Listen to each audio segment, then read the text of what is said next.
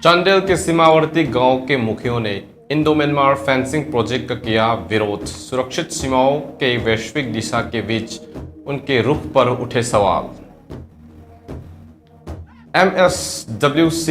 एमएससीडब्ल्यू ने सानुनाल ने डॉक्टर रीता की निर्मम हत्या की निंदा की और न्याय की मांग की। मणिपुर स्टेट सुमांग लीला काउंसिल ने आज पैलेस कंपाउंड स्थित इबोयामा सुमांग लीला संगलेन में 2 दिवसीय 17 नैरेटिव आर्ट फेस्टिवल का आयोजन किया।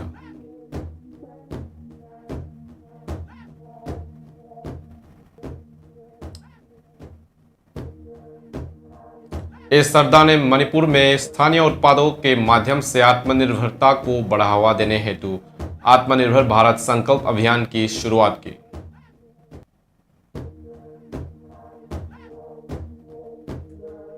डॉक्टर पुनीत कुमार गोयल ने इम्फाल में आयोजित Indian Himalayan region climate change conclave में जलवायु परिवर्तन के प्रभाव पर किया प्रकाश। एजुकेशन वर्ल्ड इंडियन रैंकिंग में मणिपुर के यूनाको स्कूल ने किया शानदार प्रदर्शन। मैत्रम खोंगमन और चानुंग ने शीर्ष स्थान हासिल की। IDOS सामुरों ने म्याई लंबी बंद का किया समर्थन। PWD की लापरवाही पर साधा निशाना। असम में जुबिन गार्ग मर्डर केस पर हिंसा, 5 गिरफ्तार। सिट की सिंगापुर पुलिस से बैठक तय। UIDAI ने डिजिटल आइडेंटिटी में डीप फेक के निपटने और आधार सुरक्षा को मजबूत करने के लिए SITAA योजना की शुरुआत की। पायलट के पिता ने सुप्रीम कोर्ट में लगाई गुहार। AI-171 दुर्घटना की न्यायिक जांच और ब्लैक बॉक्स ऑडियो की पूर्ण समीक्षा की मांग। गूगल विशाखापत्तनम ने AI हब और डेटा सेंटर के लिए $15 बिलियन का निवेश करेगा। स्थानीय अर्थव्यवस्था को मिलेगा बढ़ावा। ट्रंप के दावे से तेल बाजार में हलचल। भारत रूस तेल सौदे पर नई दिल्ली और मॉस्को का खंडन। खुरुमजरी नमस्कार, मैं हूं थांगजम शीतलजीत। कंगला टीवी मणिपुर से सुनिए हिंदी में समाचार। अब समाचार विस्तार से। इंडो म्यांमार सीमा से सटे चांडिल जिले के 14 गांवों के मुखियों ने संयुक्त घोषणा जारी करते हुए चल रहे बॉर्डर फेंसिंग प्रोजेक्ट का विरोध किया है।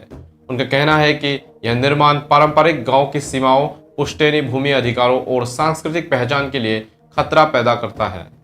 मुखियाओं ने अपने अपने क्षेत्रों में फेंसिंग से जुड़ी सभी गतिविधियों पर रोक लगाने की घोषणा की है और चेतावनी दी है कि अगर बॉर्डर रोड टास्क फोर्स या अन्य एजेंसी निर्माण कार्य जारी रखती है तो किसी भी अप्रिय घटना की पूरी जिम्मेदारी उन्हीं पर होगी।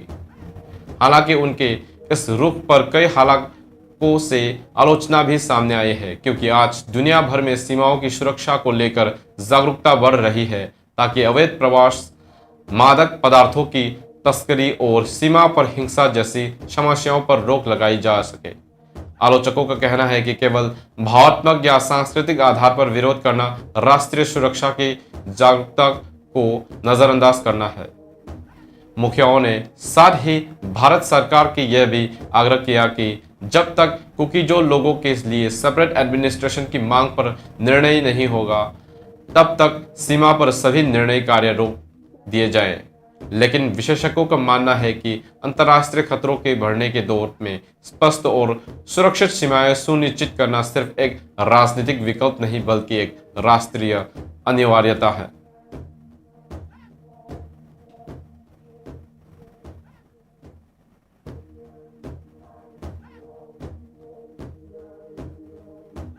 Manipur state commission for women MSCW और सलाय अपुनबल नुपी लमजिंग लुप ने अंगोम निंगोल असेमोंगबी डॉक्टर रीता की भयानक हत्या की कड़ी निंदा की है, जिनका शव 13 अक्टूबर को उनके यास्कुल चिंगाखम स्थित घर में पाया गया था। इस घटना ने पूरी समुदाय में भय और आक्रोश फैला दिया है। MSCW की चेयरपर्सन TH टिंगनिंगफम मोंगसांग ने इस अपराध को बर्बर और अमानवीय बताया और पुलिस प्रशासन से अपराधी को शीघ्र न्याय के कटघरे में लाने की अपील की है। उन्होंने राज्य की सभी महिलाओं से सतर्क रहने और महिलाओं के खिलाफ हिंसा रोकने के प्रयासों में सक्रिय भागीदारी करने का आह्वान किया। वहीं सानूलाल की अध्यक्ष इबेथोई लैमा ने मणिपुर प्रेस क्लब में पत्रकारों से बात करते हुए गहरा शोक व्यक्त किया और स्थानीय प्रशासन की आलोचना की कि बढ़ते गैंग क्लैशेस, ड्रग ट्रैफिकिंग और हथियारबंद लोगों की गतिविधियों के बावजूद सुरक्षा सुनिश्चित नहीं की गई। उन्होंने बताया कि हत्या इम्फाल वेस्ट पुलिस स्टेशन के पास हुई और सीसीटीवी फुटेज उपलब्ध होने के बावजूद पुलिस की कार्रवाई प्रभावी नहीं रही। दोनों संगठनों ने अपराधियों के खिलाफ सख्त कदम उठाने की मांग की और समाज से अपील की कि महिलाएं और आम नागरिक सुरक्षित रहे। इसके लिए सामूहिक प्रयास किए जाएं ताकि मणिपुर में शांति और न्याय की स्थापना हो सके।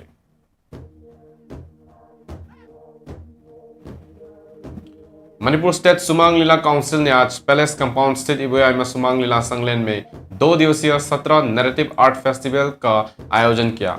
इस कार्यक्रम में बोलते हुए retired commissioner of art and culture के राधा कुमार ने कहा कि यह फेस्टिवल विभिन्न समुदायों की विविध कला शैलियों को एक मंच पर लाकर राज्य की समृद्ध सांस्कृतिक धरोहर का उत्सव मनाता है। उन्होंने जोर देकर कहा कि कला केवल चित्रकला या मूर्तिकला तक सीमित नहीं है, बल्कि यह मानव अभिव्यक्ति के हर रूप में विद्यमान है। राधा कुमार ने आगे कहा कि पारंपरिक कला रूप जो समय के साथ लुप्त हो गए हैं, उन्हें पुनर्जीवित और संरक्षित करने की आवश्यकता है। उन्होंने आशा व्यक्त करते हैं कि ऐसे उत्सव मणिपुर की सांस्कृतिक पहचान को मजबूत करेंगे और युवाओं को अपना जड़ों से जुड़ने के लिए प्रेरित करेंगे। फेस्टिवल का उद्घाटन प्रसिद्ध सुमांग लीला कलाकार और शिक्षक पद्मश्री वारप्पनबा द्वारा किया गया। इस अवसर पर लोगों ने ओजा वारप्पनबा को श्रद्धानुमान अर्पित किए और कला एवं रंगमंच के क्षेत्र में उनके आजीवन योगदान के याद किया। आज के फेस्टिवल में लायरिक थीबा, वारी लीबा और खुबाक ईसाई जैसे कई आकर्षक प्रदर्शन हुए। कल के कार्यक्रम में मैतेई स्टोरी टेलिंग, पेना परफॉर्मेंस, पारंपरिक फुलंग सॉन्ग, चिल्ड्रन सॉन्ग एग्जीबिशन और खोंगजोम पर्व परफॉर्मेंस जैसे प्रस्तुतियां होगी जो मणिपुर की जीवन कला परंपरा को प्रदर्शित करते हैं।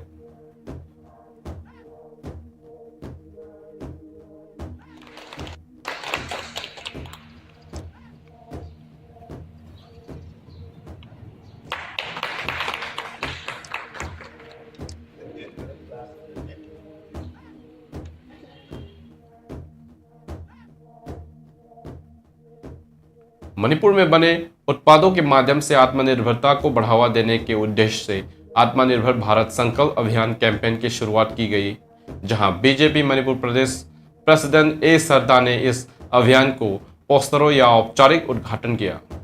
यह अभियान 25 दिसंबर तक जारी रहेगा, जो पूर्व प्रधानमंत्री अटल बिहारी वाजपेयी की जयंती का दिन है। अभियान की औपचारिक शुरुआत थम्बाल संगलेन इम्फाल से हुई, जिनमें पार्टी कार्यकर्ताओं ने उत्साहपूर्वक भाग लिया।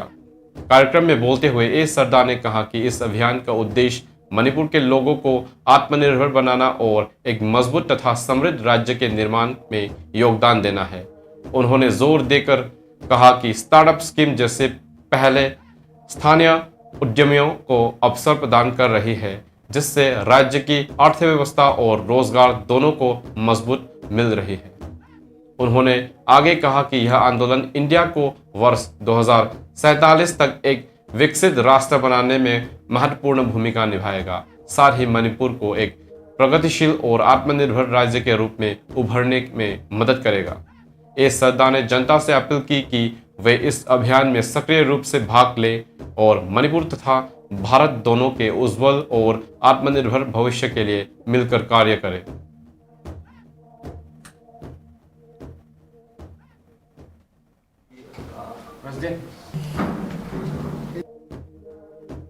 देसी हाइबर स्टिकर अमा अखोई मणिपुर की लेरिबा काचिन कोया पुनमक यौना हिमालय क्षेत्र बेल्ट में स्थित राज्यों पर क्लाइमेट चेंज के गंभीर प्रभाव को रेखांकित करते हुए मुख्य सचिव डॉक्टर पुनीत कुमार गोयल ने कहा कि इसका कृषि, जल संसाधन, मानव स्वास्थ्य, आजीविका और खाद्य सुरक्षा पर महत्वपूर्ण प्रभाव पड़ता है। यह बयान उन्होंने Indian Himalayan region climate change conclave के दौरान दिया, जिसका आयोजन directorate of environment and climate change द्वारा किया गया और यह आज city convention centre palace compound Imphal में आयोजित हुआ। इस कॉन्क्लेव में विभिन्न हिमालयन रीजन स्टेट के प्रतिनिधि, साथ ही मणिपुर के विभिन्न संस्थानों और महाविद्यालयों और विश्वविद्यालयों के प्रतिभागी, जिनमें वैज्ञानिक और शोधकर्ता उपस्थित हैं। अपने संबोधन में डॉक्टर पुनीत कुमार गोयल ने जोर दिया और राज्य में पहले से ही असामान्य वर्षा, बढ़ते तापमान और प्राकृतिक आपदाओं की बढ़ती घटनाओं के कारण महत्वपूर्ण बदलाव देखे जा रहे हैं। उन्होंने कहा कि इन चुनौतियों का सामना टिकाऊ उपायों और दीर्घकालिक योजनाओं के माध्यम से किया जाना चाहिए। इस समस्याओं से निपटने के लिए कई पहलों की शुरुआत की गई है, जिनमें वेटलैंड्स और स्प्रिंग वाटर सोर्सेस का संरक्षण शामिल है। उन्होंने यह भी उल्लेख किया कि एनवायरनमेंट डिपार्टमेंट विभिन्न एजेंसियों के साथ मिलकर प्रभावी कार्य योजनाओं को लागू करने पर काम कर रहा है। कॉन्क्लेव के हिस्से के रूप में chief secretary doctor Puneet Kumar Goyal ने फाइन आर्ट्स एग्जीबिशन का भी उद्घाटन किया, जिनमें क्लाइमेट चेंज एडेप्टेशन के संबंधित फोटोग्राफ्स और 3D मॉडल्स प्रदर्शित किए गए। Our esteemed guests in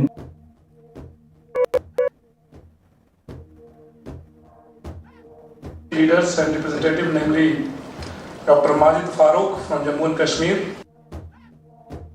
इस वर्ष के education world India school ranking में यूनाको स्कूल मैत्रम ने 23 स्कॉलर कम बोर्डिंग श्रेणी में मणिपुर स्तर पर पहला स्थान हासिल किया है।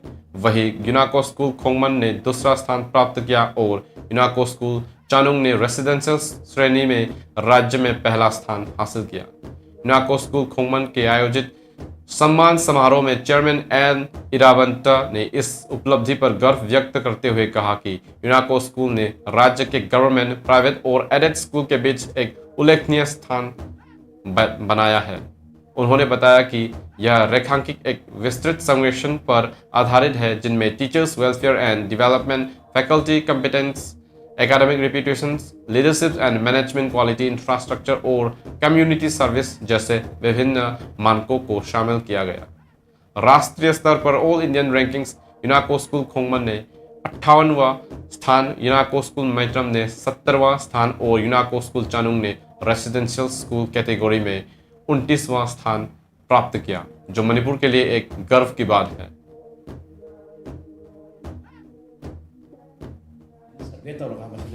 गवर्नमेंट प्राइवेट एडेड लो यावरगा स्कूल रैंकिंग तौब अदुगुंबा सिस्टम के मखादा पी हारिबा अखोई एजुकेशन वर्ल्ड स्कूल रैंकिंग से करी पैरामीटर IDOS समारोह ने मयाई लंबी बंद का किया समर्थन, PWD की लापरवाही पर साधा निशाना।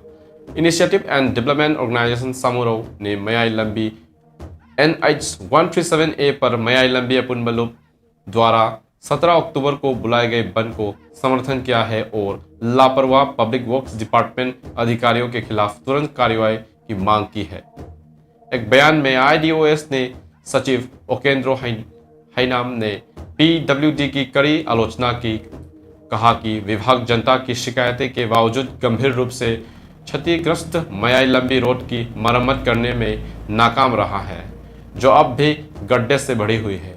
उन्होंने आरोप लगाया कि कुछ ठेकेदारों ने अधूरा काम छोड़कर बिल निकालने की कोशिश की और विभाग से ऐसे ठेकेदारों को ब्लैकलिस्ट करने की मांग की।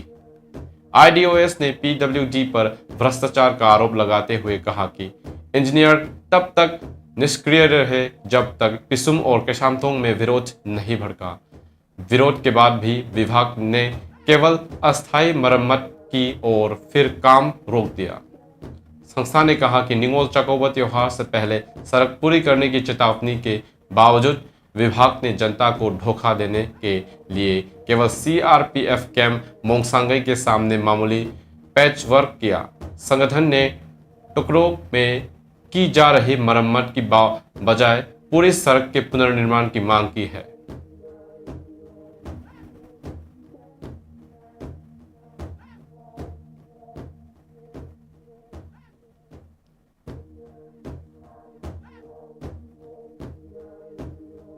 प्रसिद्ध गायक जुबिन गार्ग की हत्या मामले में गुरुवार को असम के बस्तर जिले में हिंसा भड़क उठी। आरोपियों को जेल ले जाते समय भीड़ ने पुलिस वाहनों पर पथराव किया और कुछ वाहनों में आग लगा दी। हालात काबू करने के लिए पुलिस को लाठीचार्ज और टीयर गैस का इस्तेमाल करना पड़ा। कई पुलिसकर्मी और स्थानीय लोग घायल हुए। प्रशासन के क्षेत्र में धारा 163 BSNN लागू कर दी है और मोबाइल इंटरनेट सेवाएं अस्थायी रूप से बंद कर दी गई है।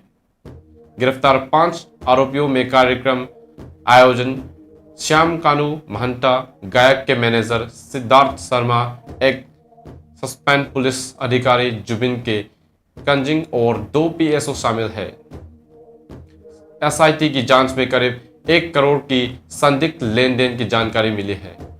इसी बीच असम के मुख्यमंत्री हिमंत बिस्वा ने घोषणा की कि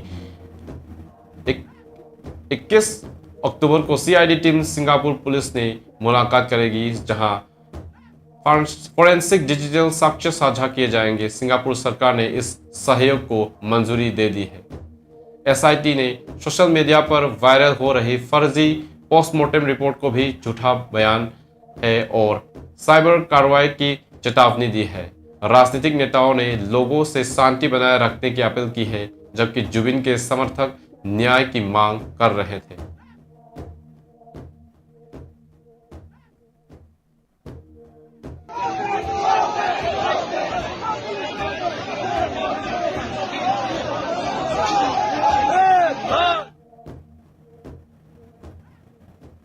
unique identification authority of India ने scheme for innovations and technology association with Aadhaar की शुरुआत की है, जिसका उद्देश्य स्टार्टअप, एकेडमिया और इंडस्ट्री के सहयोग से भारत की डिजिटल पहचान प्रणाली को मजबूत बनाता है। यह पहल AI पावर्ड इनोवेशन को बढ़ावा देगी, जिनमें real time attacks detection, face liveness verification और कंटेक्टलेस फिंगरप्रिंट ऑथेंटिकेशन जैसे क्षेत्रों पर विशेष ध्यान दिया जाएगा, ताकि डीप फेक, स्पूफिंग और मार्क्स अटैक जैसी चुनौतियों से निपटा जा सके। SITAA के तहत UIDAI ने पायलट चैलेंजेस के लिए आवेदन आमंत्रित किए हैं, जो 15 नवंबर 2025 तक खुले रहेंगे। इन चुनौतियों का उद्देश्य सिक्योर, स्केलेबल और यूजर फ्रेंडली बायोमेट्रिक टेक्नोलॉजीज विकसित करना है, जो विभिन्न जनसमूहों और उपकरणों पर प्रभावी ढंग से कार्य कर सके। मेटी स्टार्टअप्स हब और नेस्कॉम को UIDAI के स्ट्रेटेजिक पार्टनर के रूप में जोड़ा गया है, जो तकनीकी मार्गदर्शन, शोध समर्थन और वैश्विक पहुंच प्रदान करेगी। यह कार्यक्रम आत्मनिर्भर भारत और डिजिटल पब्लिक इंफ्रास्ट्रक्चर के लक्ष्यों के अनुरूप है, जो इंडिजिनाइजेशन और को डेवलपमेंट को प्रोत्साहित करते हुए भारत की डिजिटल पहचान प्रणाली में विश्वसनीयता, सुरक्षा और नवाचार को और मजबूत करेगा।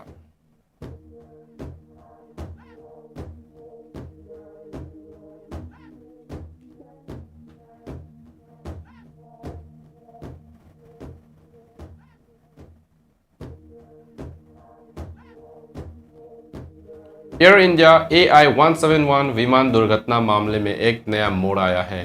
मृत पायलट कैप्टन सुमित सबरवाल के पिता पुष्कर राज सबरवाल ने सुप्रीम कोर्ट का रुख करते हुए आरोप लगाया कि एयरक्राफ्ट एक्सीडेंट इन्वेस्टिगेशन ब्यूरो की चल रही जांच न तो निष्पक्ष है और न ही पारदर्शी। उन्होंने मांग की है कि जांच को पूरी तरह से न्यायिक पर्यवेक्षण में लाया जाए और इसे रिटायर्ड सुप्रीम कोर्ट जज की अध्यक्षता में एक स्वतंत्र पैनल द्वारा संचालित किया जाए। याचिका में AAIB रिपोर्ट को डिफेक्टिव एंड परवर्स बताया गया है और दावा किया गया है कि यह रिपोर्ट अनुचित रूप से पायलटों को दोषी ठहराती है, जबकि संभावित तकनीकी या सिस्टम विफलताओं को नजरअंदाज करती है। सबरवाल का कहना है कि जांच टीम में director general of civil aviation और उसी मंत्रालय से जुड़े अधिकारियों की मौजूदगी से निष्पक्षता पर सवाल उठते हैं। याचिका का एक प्रमुख बिंदु cockpit voice recorder black box audio से संबंधित है। सबरवाल ने इसे ऑडियो को सार्वजनिक करने की मांग नहीं की है, बल्कि उन्होंने अदालत और स्वतंत्र विशेषज्ञों से आग्रह किया कि पूरी रिकॉर्डिंग और उसका पूरा ट्रांसक्रिप्ट संदर्भ सहित समीक्षा किया जाए। उनका कहना है कि अब तक केवल छोटे और चयनित अंशों को इस्तेमाल किया गया है, जिससे यह भ्रामक धारणा बनी है कि दुर्घटना के लिए पायलट जिम्मेदार थे। याचिका में AAIB फाइंडिंग्स में तकनीकी विसंगतियों की भी और इशारा किया गया है, जिन्हें रैम एयर ट्यूब्स का उड़ान के तुरंत बाद तैनात हो जाना और दोनों इंजन के फ्यूल कंट्रोल स्विच का 1 सेकेंड के भीतर रन से कट ऑफ में बदल जाना शामिल है, जो याचिकाकर्ताओं के अनुसार तकनीकी रूप से असंभव है। सुप्रीम कोर्ट ने केंद्र सरकार और विमान प्राधिकरणों के जवाब मांगा है। वहीं सिविल एविएशन मिनिस्टर ने कहा कि AAIB की जांच पूरी तरह पारदर्शी और पेशेवर थी। हालांकि यह याचिका भारत की सबसे चर्चित विमान दुर्घटनाओं में एक में पूरी तरह स्वतंत्र न्यायिक जांच की मांग को फिर से तेज कर रही है।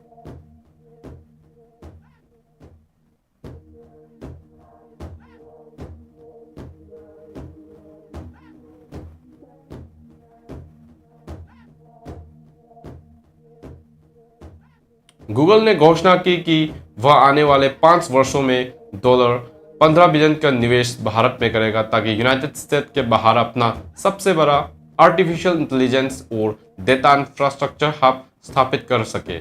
यह प्रोजेक्ट विशाखापट्टनम आंध्र प्रदेश में बनाया जाएगा, जिससे यह शहर वैश्विक तकनीकी मानचित्र पर एक प्रमुख केंद्र के रूप में उभरेगा। इस निवेश के तहत जिगावाट स्केल डेटा सेंटर कैंपस का निर्माण किया जाएगा, जो मुख्य रूप से रिन्यूएबल एनर्जी के संचालित होगा, और इसमें एक अत्याधुनिक AI research and development hub भी शामिल होगा। गूगल इस प्रोजेक्ट में अदानी ग्रुप्स, एयरटेल और अदानी कॉनएक्स के साथ साझेदारी करेगा। यह केंद्र एक बड़े सबसे इंटरनेट केबल गेटवे के रूप में भी काम करेगा, जिससे भारत को अंतर्राष्ट्रीय डेटा कनेक्टिविटी में जबरदस्त सुधार होगा।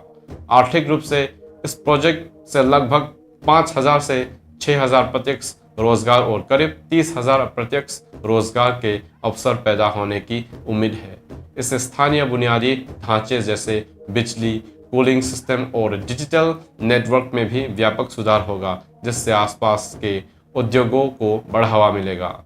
भारत के लिए यह विशेष निवेश ग्लोबल AI और क्लाउड इकोसिस्टम में उसकी स्थिति को और मजबूत करेगा। इससे स्वास्थ्य, कृषि, वित्त जैसे क्षेत्रों में डिजिटल नवाचार को गति मिलेगी और विशाखापट्टनम तकनीक और डेटा आधारित उद्योगों को नया केंद्र बन जाएगा। संक्षेप में गूगल का यह $15 बिलियन AI हब न केवल विशाखापट्टनम की अर्थव्यवस्था को बदल देगा, बल्कि भारत की डिजिटल आत्मनिर्भरता और उन्नत AI क्षमताओं की दिशा में एक ऐतिहासिक कदम साबित होगा।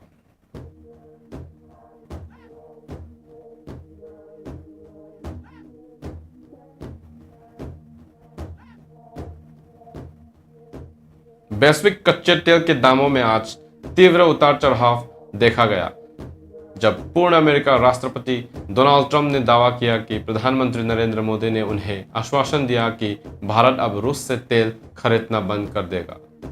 ट्रंप के इस बयान के बाद ब्रेंट क्रूड लगभग 0.9% बढ़कर $62.45 प्रति बैरल हो गया, जबकि WTI क्रूड करीब 1% चढ़कर $58.83 प्रति बैरल पर पहुंच गया।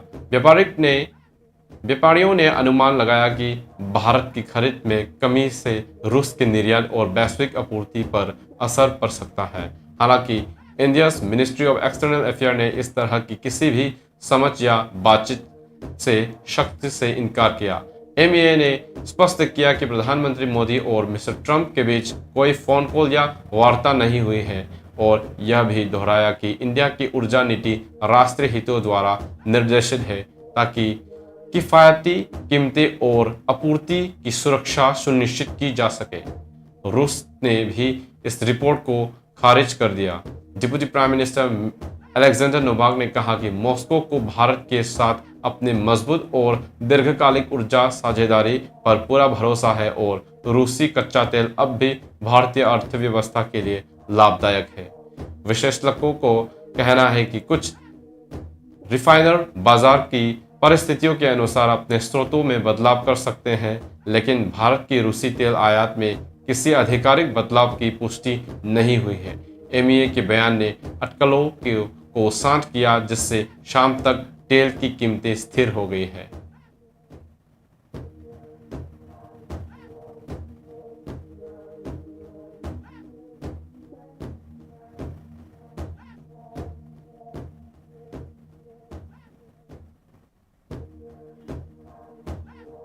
कंगला टीवी में हम मानते हैं कि हर आवाज़ मायने रखती है और हर कहानी महत्वपूर्ण होती है। आपकी स्थानीय खबरें, आपकी टिप्पणियां और आपके अनुभव शक्तिशाली है या एक अधिक जागरूक समाज बनाने में मदद करते हैं। हम आपको प्रोत्साहित करते हैं कि आप आगे आएं और हमारे सिटीजन जर्नलिज्म पहल के तहत अपनी स्थानीय खबरें साझा करें। आपका सहयोग सिर्फ स्वागत योग्य ही नहीं, बल्कि यह समाज के लिए अत्यंत आवश्यक है। साथ मिलकर हम समस्याओं को उजागर करें और उपलब्धि का जश्न मना सकते हैं और असली कहानियों को सामने ला सकते हैं। आपके द्वारा भेजी गई हर खबर को हमारी संपादकीय टीम द्वारा पूरी तरह से मूल्यांकन किया जाएगा और आपकी इस प्रतिबद्धता को सम्मानित करने के लिए साल के सर्वश्रेष्ठ नागरिक पत्रकार को 10,000 रुपये का पुरस्कार हर साल कंगला टीवी की स्थापना दिवस 14 सितंबर को प्रदान किया जाएगा। अपने समुदाय की आवाज़ बने, कंगला टीवी की सिटीजन जर्नलिज्म का हिस्सा बने, क्योंकि असली बदलाव आपके साथ शुरू होता है। अंत में मुख्य समाचार एक बार फिर। चंदेल की सीमावर्ती गांव के मुखियों ने इंडो म्यांमार फेंसिंग प्रोजेक्ट का किया विरोध। सुरक्षित सीमाओं की वैश्विक दिशा के बीच उनके रुख पर उठे सवाल। MSCW और सनुनाल ने डॉक्टर रीता की निर्मम हत्या की निंदा की और न्याय की मांग की। मणिपुर स्टेट सुमांग लीला काउंसिल ने आज पैलेस कंपाउंड स्थित इबोयाइमा सुमांग लीला संगलेन में 2 दिवसीय 17 नैरेटिव आर्ट फेस्टिवल का आयोजन किया। सरदा ने मणिपुर में स्थानीय उत्पादकों के माध्यम से आत्मनिर्भरता को बढ़ावा देने हेतु आत्मनिर्भर भारत संकल्प अभियान की शुरुआत की। डॉक्टर पुनीत कुमार गोयल ने इम्फाल में आयोजित Indian Himalayan region climate change conclave में जलवायु परिवर्तन के प्रभाव पर किया प्रकाश। एजुकेशन वर्ल्ड रैंकिंग में मणिपुर के यूनाको स्कूल ने किया शानदार प्रदर्शन। मैत्रम, खोंगमन और चानुंग ने शीर्ष स्थान हासिल किए। IDOS सामुराव ने म्याय लंबी बंद का किया समर्थन। PWD की लापरवाही पर साधा निशाना।